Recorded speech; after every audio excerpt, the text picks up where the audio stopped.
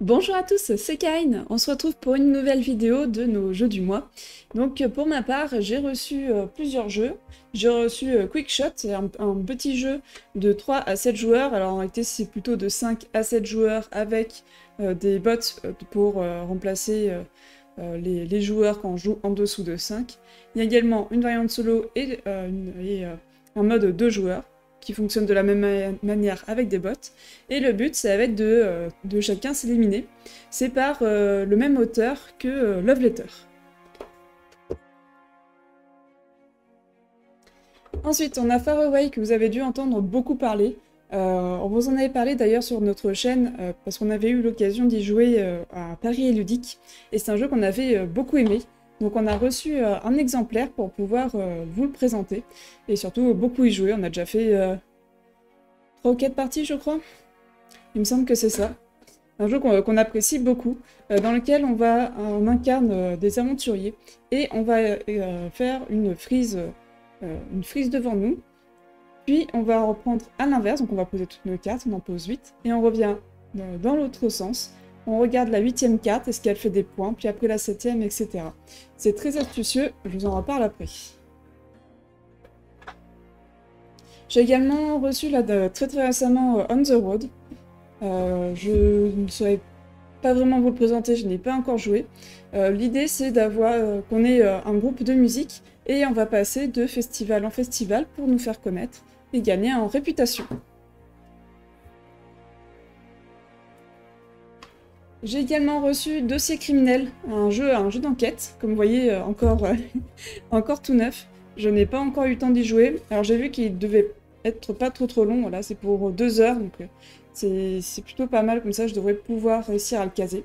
Difficulté 3. Donc on va devrait bientôt pouvoir le faire et vous en parler. Ensuite, Heredity. Donc normalement, une vidéo aura déjà été publiée à la sortie de cette vidéo-là. Sur le jeu Heredity, le livre de Swan. C'est un jeu narratif pour 1 à 4 joueurs dans lequel on incarne une famille qui a essayé de rester neutre suite à une apocalypse et qui se fait attaquer. Comme on voit là, il y a des méchants qui viennent attaquer la maison. Et en tout cas, le premier scénario, c'est ça. Et du coup, on va suivre un peu toute l'histoire de cette famille jusqu'à sa résolution. Il y aura également une extension qui est prévue sur ce jeu-là. Et après, il y aura d'autres jeux, d'autres thématiques autour de Heredity. Ce sera un autre nom. Un autre nom de chapitre. Ensuite, un jeu qui est très difficile à trouver. J'ai réussi à me le procurer. C'est For Glory. Là, c'est la première édition. J'ai également l'extension. L'extension Champion, qui est la seule, je crois, enfin oui, c'est même sûr, sortie pour le moment, qui ajoute le mode solo et un mode de 3 et 4 joueurs, parce qu'à la base, c'est un jeu que pour 2. Cette extension est très difficile à trouver, mais le jeu de base est disponible, je crois qu'il est vendu sur Philibert et probablement d'autres boutiques également. C'est uniquement en anglais. J'ai fait une fiche que je vous présenterai bientôt pour pouvoir s'approprier un peu mieux les règles quand on n'est pas très doué en anglais comme moi. Et j'ai fait une seule partie et j'ai trouvé ça exceptionnel. Donc je vais faire d'autres parties avant de vraiment donner mon avis, mais je trouve ça très intéressant.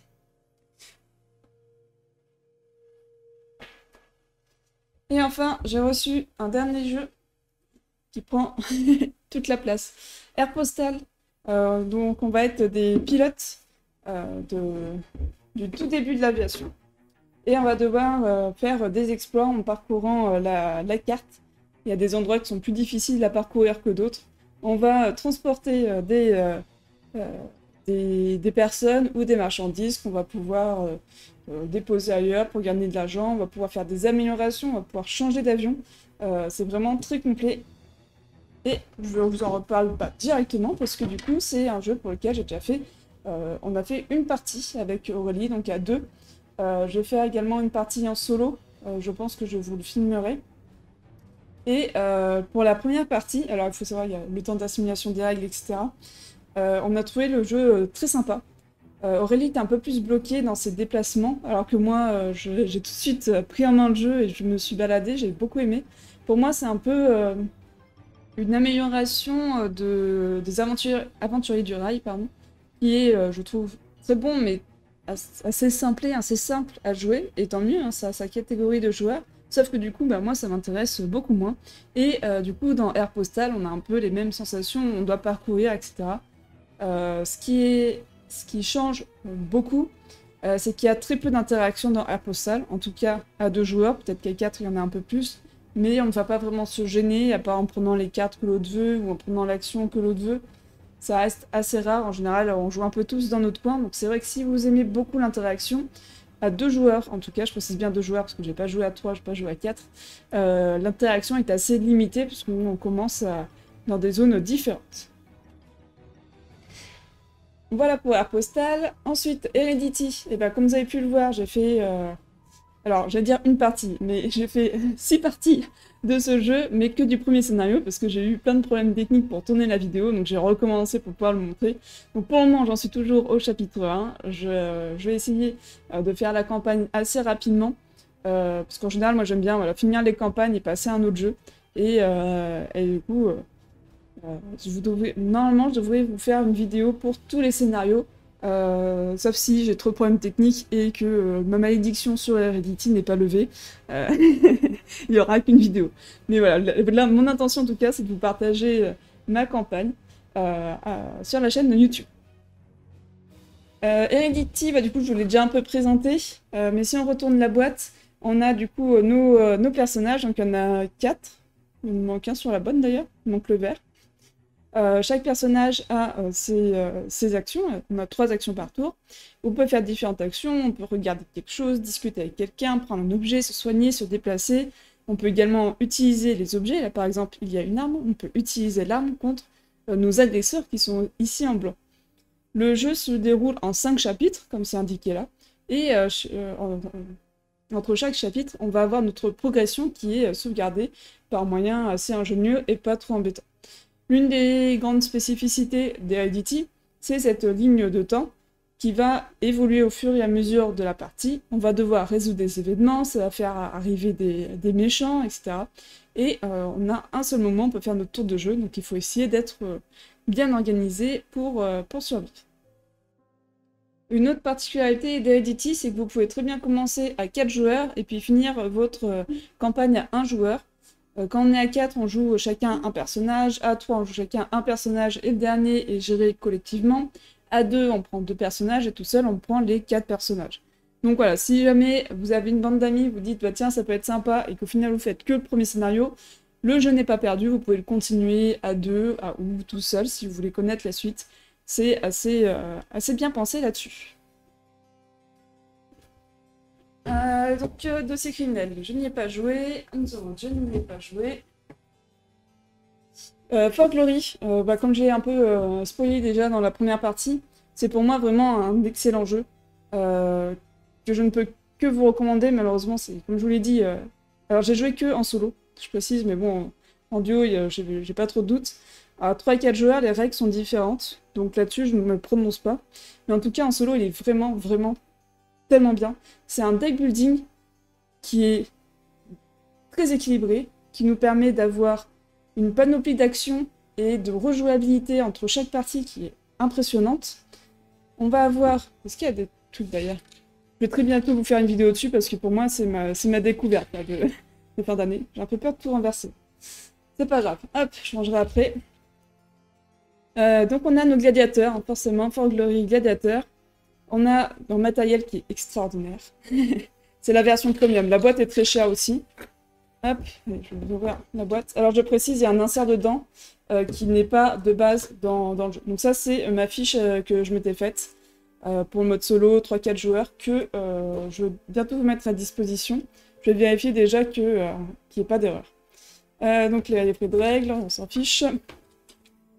Chaque joueur a un plateau comme ceci, qui va dire quelles sont les différentes phases. Donc il y a 2 phases, une phase de machination où on va se préparer, et une phase arène où on va combattre. Globalement, c'est ça.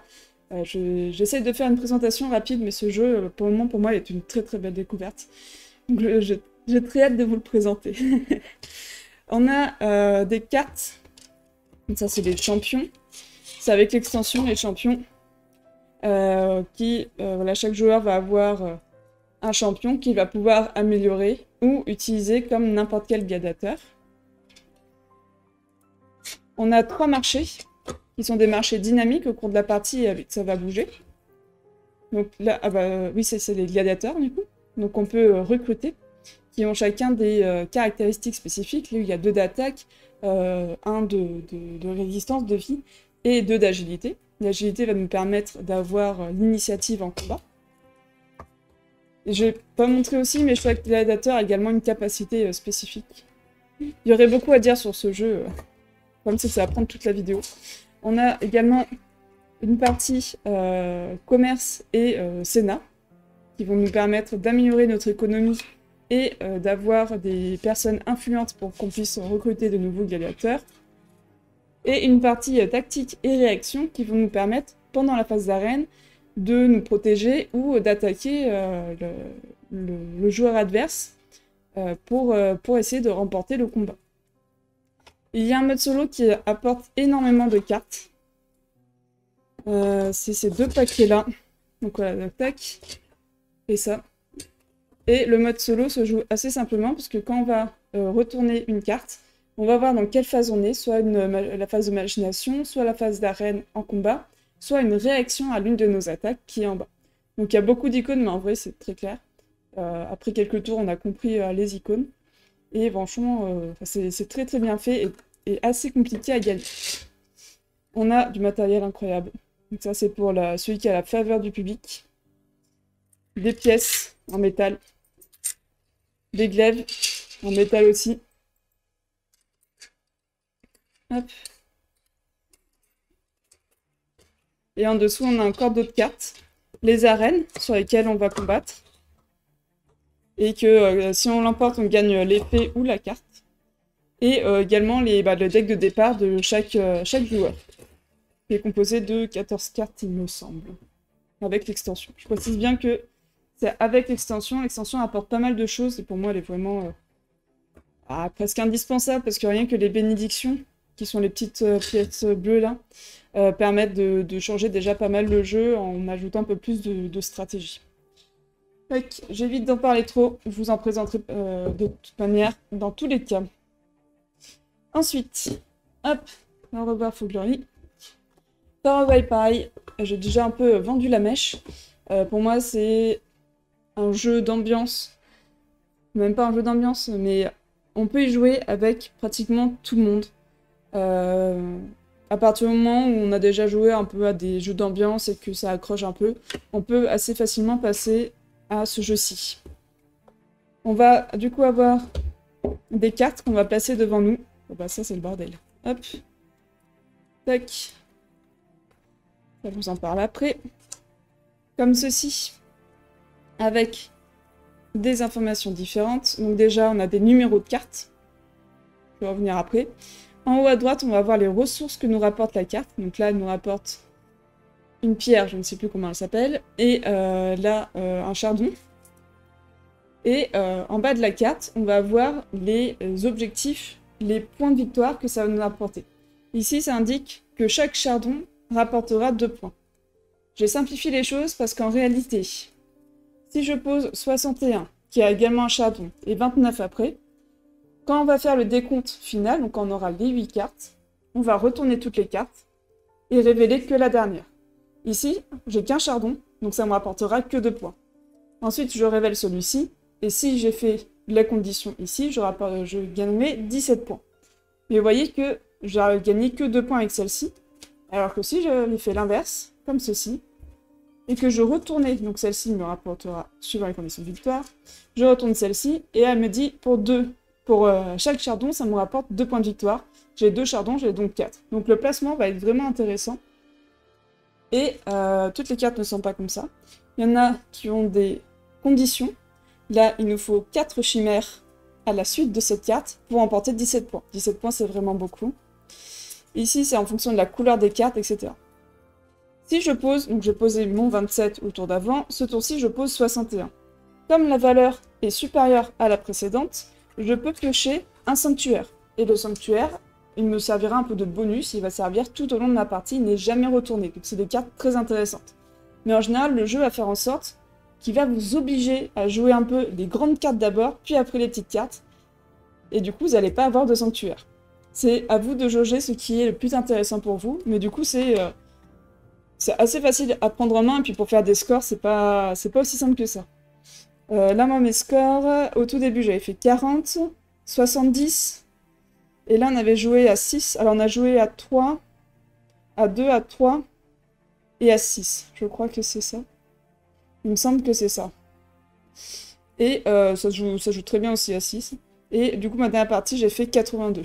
Donc vous voyez, il y a de l'amélioration entre mes parties. Donc j'ai joué 3 fois plus une fois à Vichy, pas à Vichy, à Paris Ludique. Donc un jeu que je vous recommande, là pour le coup, je ne peux que vous le conseiller. Ensuite, on a Quickshot, donc un jeu que j'ai notamment demandé parce que c'est le même auteur que Love Letter qui fonctionne très bien dans notre groupe de joueurs. Et il s'avère que ça a fonctionné, mais pas non plus tant que ça. On a fait quand même 2 parties. En une après-midi, c'est quand même pas si mal quand on a plein d'autres jeux à jouer. Mais globalement, c'est un jeu qui n'a pas fait particulièrement mouche parmi les joueurs. À voir, peut-être que à la prochaine soirée, ils vont me demander d'y jouer. Mais là, ma première impression, c'est que tant qu'à jouer un jeu, autant jouer à Love Letter. Globalement, c'est un peu l'impression que j'ai eue. Ok, ensuite, quels sont les autres jeux auxquels j'ai joué? Alors déjà, je me suis fait une version print and play de Black Hole. Qui rentre dans une boîte comme ceci. Donc voilà, donc j'ai mes cartes et tout. C'est sûr que c'est moins joli que la version finale, mais ça fait très bien l'affaire. J'en ai fait une partie, et j'ai pour projet de faire un truc un peu scénarisé sur la chaîne. Là, j'ai déjà écrit, faut que je m'enregistre, pour vous faire découvrir un peu le jeu. Alors, j'ai pas envie de vous faire une partie classique, déjà parce qu'Aurélie vous a déjà présenté le jeu et vous fait déjà des parties classiques, donc ça n'a pas d'intérêt que je refasse sur la même chaîne. Mais j'ai envie, comme c'est un jeu narratif où on découvre des choses, de vous conter un peu l'histoire de notre personnage au fil du temps. Donc il y aura une partie qui sera forcément la vérité par rapport à ce que j'ai joué, puis une partie un peu plus d'imaginaire où je vais essayer d'aller un peu plus loin. Comme ça, ceux qui jouent au jeu, ils sauront pas trop ce qui est vrai ou pas vrai, et puis tout le monde pourra en profiter. Ensuite, à quoi est-ce que j'ai joué? Pocket NAS, on y a joué à 2. C'était un jeu que j'avais pris à la base pour jouer solo. Et puis, bon, comme ça tentait aussi Aurélie, on y a joué à 2. Par contre, on n'a pas du tout adhéré. C'est à la fois compliqué, les règles sont à la fois un peu compliquées. Et puis, d'ailleurs, on n'a pas trouvé d'enjeu particulier à y jouer. Donc ça, ce sera vendu. Je vais y mettre en vente. Fugitive, alors ça, c'est par contre une très belle découverte. Je crois que je vous en avais parlé un peu dans la vidéo précédente. L'idée est très intéressante, c'est qu'on va avoir, donc ça se joue à 2, on va avoir une personne qui est le fugitif et une personne qui est la détective. Donc la détective aura son petit calepin là, et elle va devoir trouver les planques de la personne, du fugitif. Le fugitif, alors on y a remis dans l'ordre parce qu'en fait c'est très rigolo, ça raconte une histoire. Vous voyez là on est au-dessus de l'immeuble. Il y a la détective qui arrive, on se rencontre en haut de l'immeuble, on prend la fuite, on saute par-dessus les toits, elle nous suit, etc., etc. Bref, on s'était fait un petit kiff à les mettre dans l'ordre. Et du coup, le fugitif va avoir des cartes qu'il va poser devant lui. Par exemple, il pose... donc il commence forcément par le 0. Il pose la 2. Et l'autre, la détective, ne sait pas ce qu'il a posé. Elle sait que c'est entre 0 et 3. Enfin, entre 1 et 3, du coup. Donc, elle peut dire, bah, je pense que c'est la 1. L'autre, il dit, bah, non, c'est pas le cas. Et c'est de nouveau à nous de jouer. Donc, en fait, on pioche dans des tas qui sont là. Je vais un peu vite, mais c'est pas grave. Et, par exemple, on a une main limitée. Hein. Je dis, bah, du coup, j'étais à 2, donc je peux aller jusqu'à maximum 5. Mais en fait, je vais dire, bah non, je vais mettre le 6 là. Et là, ici, j'ai un pas ici qui me rajoute plus 1 de déplacement. Qui m'autorise, du coup, à pouvoir aller jusqu'à 6. Donc là, la détective dit, ok, bon bah là c'est 0, là c'est entre, ça c'est 1 ou 3, et puis là ça peut être entre 4 et 6. Donc La logique veut qu'en général, on essaie d'aller le plus loin possible, donc elle peut essayer de dire 6. Et si la détective arrive à retourner toutes les cartes flanques, dans ce cas-là, elle gagne la partie. Par contre, si le fugitif arrive à prendre l'avion à la carte 42, tac, et que la détective n'arrive pas à retrouver les dernières planques, dans ce cas-là, c'est le fugitif qui gagne. Le jeu est vraiment très sympa, on a enchaîné 3 parties, 4 parties même. Alors, on va dire 3 parce qu'il y en a une où j'avais mis qu'une planque au départ et du coup je me suis fait prendre au piège. Mais on a enchaîné du coup 3 parties et on a beaucoup aimé. Donc très belle découverte fugitive. Une petite boîte sous la forme d'une petite mallette très thématique, on a bien aimé. Ensuite, Way of the Samurai. Alors on a fait une partie, enfin 2 parties du coup. En étant à 2 mais en solo. En gros, on regardait l'autre jouer et on s'entraidait. Je vais pas beaucoup vous en parler cette fois-ci. Là, de mes premières parties, j'ai eu un peu de mal à me mettre dans le jeu. Je trouve que c'est... Je sais pas, il y a quelque chose que je trouve compliqué à prendre en main. Et il faudrait que je fasse plusieurs parties pour vraiment comprendre le jeu et voir si le jeu m'intéresse réellement ou non. Tac, Way of the Samurai. Ensuite, qu'est-ce qu'on a? J'ai joué à beaucoup de jeux en fait ce mois-ci. Je me suis pas rendu compte. Maximum Apocalypse, pareil, vous avez vu des vidéos sur la chaîne. Il faut que je continue la série. À voir si ça vous plaît. J'ai même pas trop regardé si ça vous avait plu, si vous avez mis des commentaires. Bah tiens, hop. Si vous aimez cette vidéo, n'hésitez pas à mettre un pouce bleu, des commentaires, à partager autour de vous. Ça nous permet à nous faire connaître. Et puis, comme ça montre aussi l'intérêt que vous avez pour les vidéos que vous regardez. Voilà, c'était l'instant pub. Pub pour soi-même, ça. Donc, on va avoir un peu le bazar. Tac. Des tuiles qui, au départ, seront face cachée. Et en nous déplaçant, on va les révéler et appliquer des effets qui sont en bas. Donc là, par exemple, c'est quand on révèle la tuile, chaque joueur doit piocher un monstre. Il y en a qui sont valables tout le temps. Et bien sûr, j'en ai pas là. Là, il y a un stop. Si on s'arrête sur cette, si on ne s'arrête pas sur cette tuile-là, on a un effet qui s'applique. Et il y en a également qui s'appliquent qu'à la fin. Du coup, nous, notre objectif, justement, parlant d'objectif, ça c'est les phases du tour. Hop. Donc ça, c'est un des scénarios. Il me semble qu'il y en a 4 par type de méchant, et il me semble qu'il y a 4 méchants. Donc il y a 16 scénarios. On va avoir notre scénario qui va nous indiquer les tuiles lieux à avoir, les paquets de fouilles qu'on va retrouver là, et qui vont nous permettre de nous armer ou de survivre, parce que la nourriture, si vous n'en avez pas, pour ceux qui ont regardé mes vidéos, c'est compliqué. Vous allez également avoir besoin de carburant ici pour pouvoir vous enfuir. Donc on va avoir nos petits personnages qui vont se déplacer de tuile en tuile, récupérant des fouilles, et le but c'est forcément de réussir l'objectif qui est écrit en bas. Donc là c'était de tuer un certain nombre de types de zombies pour pouvoir remporter la partie, puis de s'enfuir avec notre van.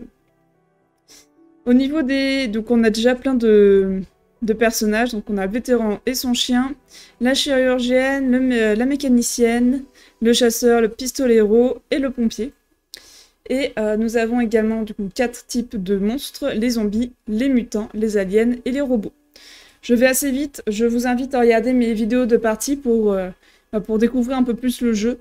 Je trouve qu'il vaut le coup, c'est pas non plus un jeu coup de cœur, un jeu qu'il faut absolument avoir, mais je pense que ça peut plaire à beaucoup de personnes. Il est assez simple à prendre en main, etc. Il a tout pour plaire, sauf peut-être un peu de profondeur. En gros, il fait bien ce qu'il fait, mais il va pas non plus très loin dans ce qu'il propose, à mon sens. Hop. Donc c'est peut-être, je sais même pas à vrai dire si c'est un jeu que je garderai par la suite. Voilà, pour donner un peu l'ordre d'idée. Je sais pas si après les 16 parties, j'y rejouerai, est-ce que je considère que c'est une campagne ou un jeu que je peux ressortir de temps en temps. À voir. Très clairement, si je dois choisir entre Maximum Apocalypse ou Final Girl ou encore pire, For Glory, c'est probablement Maximum Apocalypse qui partira. Tac, comme vous savez, je n'aime pas avoir beaucoup de jeux, c'est pour que ça prenne la poussière, ça ne m'intéresse pas. Et j'aime bien, du coup, avoir quelques jeux qui sont vraiment mes jeux favoris, et que les autres jeux tournent, pour en découvrir des nouveaux. Pas forcément des nouveautés, mais des nouveaux. On en a parlé, du coup, Final Girl, j'en ai encore fait une partie ce mois-ci. Je crois que j'ai fait une vidéo aussi dessus. Là, c'est le scénario Poltergeist. Et c'est un jeu que j'apprécie toujours autant. C'est pas très compliqué, même si je fais quelques erreurs de règles. C'est beaucoup quand même basé sur la chance. Mais le principe est vraiment très bon et à chaque fois je me crée mon petit univers dans mes parties. J'ai vraiment l'impression d'y être, donc c'est plutôt cool. Et pour un mois d'octobre, ça me semble pas mal en fait. Hop là, je casse tout. Tac. Ok, qu'est-ce qu'il me reste? Il me reste Mami Moulmaki. C'est un jeu que je vous avais déjà présenté, un jeu d'ambiance. Un juste milieu entre Limite Limite et le petit bac. Un juste mélange, je ne sais pas. Ah, on voit que je nettoie d'ailleurs, vous n'avez pas fait. Donc on va avoir chacun son plateau de jeu. Une carte, qui est la même pour tout le monde. Et un stylo. On va lancer le 1D, tac, qui va nous donner une lettre, N. C'est-à-dire que chaque ligne ici, je vais devoir commencer par un N. Façon dont le monde pourrait finir avec un N. Ça pourrait être par exemple noyer. Bah, j'écris noyer et puis on verra ce que les autres vont en penser. Si on est le seul à avoir trouvé cette réponse et que les autres la valident, on aura 2 points. Si on est plusieurs à l'avoir, un seul point. Et si elle n'est pas validée, on a 0. On a rajouté une petite règle qui à chaque fois nous fait un peu marrer. C'est de se dire que celui qui fait une bonne blague, qui fait un bon jeu de mots qui fait rire tout le monde, il a également un point bonus, comme ça, voilà, ça met plus d'ambiance autour de la table à notre goût. Un jeu qui fonctionne bien. Le seul défaut pour moi de ce jeu, c'est qu'il n'a que 22 cartes différentes, donc on a vite fait le tour. Même si le dé apporte de la rejouabilité, quand on retombe sur la même carte, ça fait un peu... Bon bah on l'a déjà fait quoi. Voilà. Tac. Mami Moulmaki, très sympa. Et pour les autres jeux, je n'ai pas la boîte, parce que du coup c'était à mes amis. Il y en a un, Les bons comptes font les bons ennemis, qui est un jeu qui est à moi, mais que j'ai prêté à Aurélie, donc j'ai pas la boîte là. On a également joué à Small Life, comme quoi beaucoup de gens ont la boîte. Et à mon grand désespoir, j'ai une nouvelle fois été bloquée. Et cette fois-ci, je n'étais pas la seule, on était 2 dans notre triste partie. Bloqué, ça veut dire quoi? Ça veut dire qu'on a quelques cartes en main et à chaque fois on fait que piocher, défausser ou envoyer une merde à l'autre. Très clairement, on a tous trouvé qu'il manquait des études dans le jeu, donc si t'as pas d'études, t'es bloqué, du coup t'as pas de boulot, et du coup t'as pas de salaire, etc. Il y a quelques cartes qui peuvent sortir de là, mais voilà. On a fait... Je crois qu'on a fait... On a fait au moins 2 parties, ça c'est sûr. Et la deuxième partie, on était moins nombreux. Le début de la partie, j'étais bloquée, je me suis dit, allez hop, le karma veut que ça va encore me retomber dessus et que je vais être bloquée. On était 2 à ne pas avancer, et finalement, ça s'est débloqué. Ça s'est débloqué grâce à une carte qui a été jouée, qui est le casino, et qui nous a permis de jouer les salaires, etc. Et du coup, on jouait 2 cartes par tour, ce qui forcément mélangeait un peu notre main, nous permettait de piocher d'autres cartes, et de nous débloquer notre situation. Heureusement. Parce que sinon, la partie allait être très longue. Donc voilà, avis très mitigé sur Small Life. Moi, je ne le recommanderais pas. Je comprends que ça puisse s'amuser, parce que c'est un jeu que tout le monde peut jouer, il n'y a pas besoin de connaissances, il n'y a pas besoin de stratégie, tu poses ta carte et voilà. Mais clairement, c'est pas le genre de jeu que moi je cherche, donc ça rentrera pas dans ma ludothèque. Après, si on me propose une partie, bah j'y jouerai quand même. On a également joué à 50 missions, ça c'est un jeu que j'avais et que j'ai revendu parce qu'au final j'y jouais pas spécialement. Et là, bon, ça allait bien de faire une petite partie entre amis, c'était plutôt sympa. On n'a pas du tout gagné, on en était très loin, hein. On n'a même pas eu le bronze. On a également fait quelques parties de Cosmopolite, c'est un jeu que j'avais depuis très longtemps envie de jouer. J'ai beaucoup adhéré, mais c'est vrai qu'autour de la table, on n'était pas nombreux à avoir adhéré au jeu. Donc nos quelques parties se sont assez vite arrêtées au final.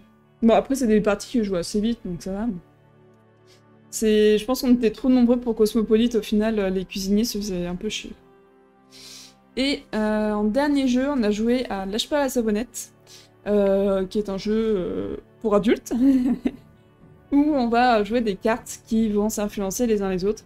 Si la thématique plaît pas, ce que je peux comprendre, en tout cas d'ailleurs le jeu est vraiment très sympa parce que il va y avoir beaucoup de retournements de situation, on va commencer une stratégie, puis finalement l'autre il va venir piocher une carte dans notre main et ça fout tout en l'air. Tout le monde peut y jouer. Les règles c'est 10 secondes, c'est dire faut pas que tu joues de savonnette, et le reste tout est écrit sur les cartes, donc n'importe qui peut se débrouiller pour jouer et pour ne pas perdre. Parce que le but c'est de ne pas perdre, il n'y a pas de gagnant, il n'y a qu'un perdant. Donc voilà pour les jeux joués ce mois-ci. En jeu sorti, je n'en ai pas. J'ai beaucoup de jeux qui sont entrés récemment, à part Pocket Mars là, que je vais mettre en vente, mais il n'est pas encore sorti du coup. Non, il n'y en a pas vraiment. Il y a plus d'entrées que de sorties, il va falloir qu'au bout d'un moment je revoie mes jeux pour savoir ce que je garde et ce que je ne garde pas. Le souci que j'ai, c'est que je m'entoure de plus en plus de jeux qui me plaisent, et que ça devient plus compliqué de faire un tri dans les jeux que j'ai. Bon, j'en suis toujours... on est peut-être monté à 40 jeux, grand max. Je pense qu'on est monté à 40 jeux juste pour ma ludothèque, sans compter celle d'Aurélie. Donc ça va encore. On est encore loin des 400. J'ai un peu de marge. Voilà. Ce que je voulais un peu rajouter, c'est que du coup, chaque mois, je prévois un peu les jeux que je vais jouer le mois suivant. Là, globalement, j'ai joué à quasiment tous les jeux que je voulais. Il y en a 2 auxquels je n'ai pas pu jouer. C'est le Secret de mon père qui demande beaucoup de temps pour pouvoir être joué, puis il faut que je relise les règles, etc. Et Chronicle of Frost, que je n'ai pas encore joué. J'ai pas vraiment d'excuses, c'est juste que je l'ai pris parce que c'est un jeu assez rare et qui était disponible à ce moment-là. Mais c'est pas forcément le jeu que j'ai joué prochainement. Là, en jeu que j'aimerais vous présenter dans les prochaines vidéos, il y aura forcément For Glory.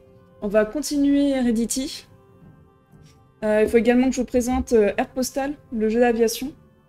Bref, il y a de quoi faire, j'ai de quoi vous présenter, mais on va pas manquer de contenu. Juste avant de finir la vidéo, je vous invite à voter pour votre jeu favori, jeu solo favori qui est sorti cette année. Je vous mettrai le lien dans la description et vous pourrez voir toutes les informations dans une courte vidéo sur notre chaîne qui explique pourquoi on fait ça. Et l'idée tout simple derrière, c'est de pouvoir récompenser le meilleur jeu solo de l'année. Donc je compte sur vous pour aller voter, pour partager autour de vous, pour que ce soit représentatif. Et comme ça, on pourra très certainement faire la même chose pour les prochaines années et peut-être que les choses pourront gagner de l'ampleur.